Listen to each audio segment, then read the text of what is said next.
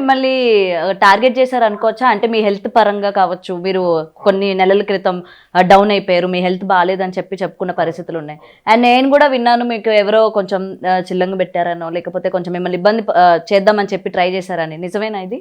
వాస్తవానికి ఏం జరిగిందంటే నా మీద ఈ యొక్క ఫేక్ అనే న్యూస్ ఇప్పుడు ప్రెజెంట్ నడుస్తున్నది. ఈ కావాలని ఎవరైతే ఫేక్గా షిగాలు గీరో వీళ్ళ వల్ల ఎక్కడైతే వాళ్ళకి సంబంధించి నేను ఒక యూనిట్లు ఉండి నేను వాళ్ళ గురించి ఆపోజిట్గా మాట్లాడకపోవడం వల్ల నువ్వు ఉండి కూడా నువ్వు వీళ్ళకు మాట్లాడలేవు, వీళ్ళకు ఆపోజిట్గా నువ్వు చెప్పలేవు అనే ఉద్దేశంతో మాకు మనస్పర్ధలు అనేవి వచ్చినాయి.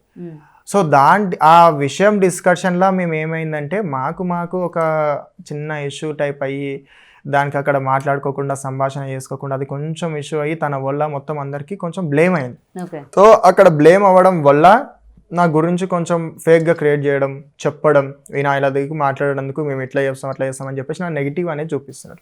సో దానివల్ల నాకు ప్రజలు నన్ను ఇంత నమ్మి ఆరాధన ఇస్తున్నప్పుడు కొందరు నన్ను భగవంతుని లేక చూస్తున్నారు, కొందరు నన్ను సపోర్ట్ లేక చూస్తున్నారు, కొందరికి నేను మోటివేట్ ఇచ్చే గురువు లేక చూస్తున్నారు. అంతమందికి అంత చూస్తున్నప్పుడు నన్ను ఎందుకు అట్లా తప్పుగా చూపించడం, అసలు ఎందుకు ఈ తప్పుగా చూపిస్తారు అనే ఆలోచనతోని నేను కొంచెం రెస్ట్ లేకుండా నిద్ర లేకుండా, నేను ఉండేది విలేజ్ ఒక 70-80 కిలోమీటర్ దూరం.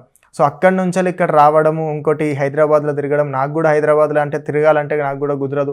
సో ఇక్కడ తిరగడం, మళ్ళీ మీకు ఇచ్చిన టైంకి ఇంకో టైంకి ఇవ్వకపోవడం, అట్లా రెస్ట్ లేకుండా నాకు కొంచెం అనేది ఇట్లా డల్ అయిపోయినా కానీ లేదు అట్లాంటివి ఇట్లా ఏం లేదు నా మీద ఇట్లా ఇప్పుడు మీరు అన్నట్టు అట్లాంటివి ఇట్లా ఏం ప్రయోగాలు ఇట్లా అట్లాంటివి ఏమి కలగవు, ఏవి ఉండవు.